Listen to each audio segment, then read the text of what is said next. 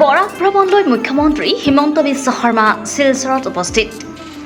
অসমৰ মুখ্যমন্ত্ৰী হিমন্ত বিশ্ব শৰ্মা দুপৰীয়া ভাগত গুৱাহাটীৰ পৰা শিলচৰ বিমানবন্দৰত উপস্থিত হয়। শিলচৰ বিমানবন্দৰত উপস্থিত হৈ মুখ্যমন্ত্ৰী হিমন্ত বিশ্ব শৰ্মাই পোনে পোনে উধাৰবন্দ ঐতিহাসিক কাছাকান্তি মন্দিৰত পূজা অৰ্চনা কৰে।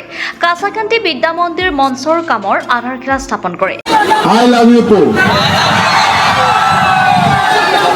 আজিৰ সভাত আমাৰ মাজত উপস্থিত নেতাজী মূৰ্তি নৱনিৰ্মাণ স্থাপনা কমিটিৰ আহ্বায়ক দীপায়ন চক্ৰৱৰ্তী ডাঙৰীয়া, মন্ত্ৰী কৌশিক ৰায় ডাঙৰীয়া, কৃষ্ণেন্দ্ৰ পাল ডাঙৰীয়া, সাংসদ পৰিমল শুক্লবৈদ্য ডাঙৰীয়া, কৃপানাথ মালা ডাঙৰীয়া, কানাথ পুৰকায়স্থ ডাঙৰীয়া, ৰূপম সাহা ডাঙৰীয়া আৰু আজিৰ সভাত উপস্থিত বিশিষ্ট ব্যক্তিসকল, আই মাতৃসকল আৰু শিলচৰৰ যুৱক যুৱতী বন্ধু বান্ধৱীসকল, শিলচৰৰ ৰংগীৰ খাৰী ৰতাই আপে কাম করো না ইধার সে হাত যাও তো হ্যাঁ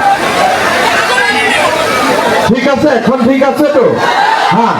মুখ্যমন্ত্ৰীৰ লগত উপস্থিত থাকে ৰাজ্যসভাৰ সাংসদ কনাথ পুৰকায়স্থ, মন্ত্ৰী কৌশিক ৰয়, মন্ত্ৰী কৃষ্ণেন্দু পাল, বিধায়ক কমলাক্ষদেৱ পুৰকায়স্থ, বিধায়ক মিহিৰ কান্তি হোম, বিজয় অলাকাৰ, প্ৰাক্তন ডেপুটি স্পীকাৰ দিলীপ পাল, প্ৰাক্তন সাংসদ ডক্টৰ ৰাজদীপ ৰয়, বিজেপি জিলাৰ সভাপতি ৰূপম সাহা। ভাৰতৰ স্বাধীনতা সংগ্ৰামত এক নতুন যুগৰ সূচনা কৰে। ICSৰ দৰে লোভনীয় চাকৰি ত্যাগ কৰি দেশমাতৃক সেৱা কৰাৰ বাবে তেওঁ আগুৱাই অহাটোৱে যুৱ প্ৰজন্মক দেশৰ সেৱাৰ বাবে উদ্বুদ্ধ কৰি তুলিছিল। 1920 চনত অসহযোগ আন্দোলনত সুভাষ চন্দ্ৰ বসুৱে সক্ৰিয় ভূমিকা গ্ৰহণ কৰিছিল। স্বৰাজ নামৰ জাতীয়তাবাদী কাকতৰ সম্পাদকৰ দায়িত্ব তেওঁ বহন কৰিছিল। আনহাতে কলিকতাত স্থাপন হোৱা কংগ্ৰেছৰ জাতীয় মহাবিদ্যালয়ৰ অধ্যক্ষৰ দায়িত্ব লৈছিল সুভাষ চন্দ্ৰ বসুৱে। শিক্ষকতা আৰু সাংবাদিকতা এই দুইটা দিশতে তেওঁ কৃতিত্বৰ পৰিচয় দিছিল।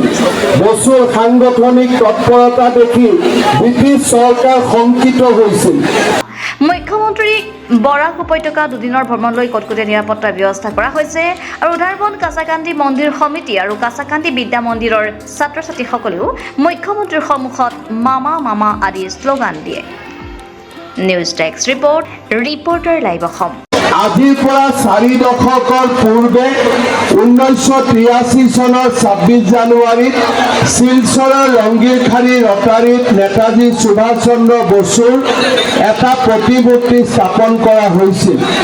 কিন্তু নেতাজীৰ সুউচ্চ ব্যক্তিত্ব আৰু চহৰখনৰ বৰ্ধিত কলেবৰৰ সৈতে সামঞ্জস্য ৰাখি নেতাজী সুভাষ চন্দ্ৰ বসুৰ এটা বৃহৎ আৰু দৃষ্টিনন্দন প্ৰতিমূৰ্তি স্থাপন কৰাৰ প্ৰয়োজনীয়তা শিলচৰবাসীয়ে বহুদিনৰ পৰা মনত পোষণ কৰি ৰাখিছিল।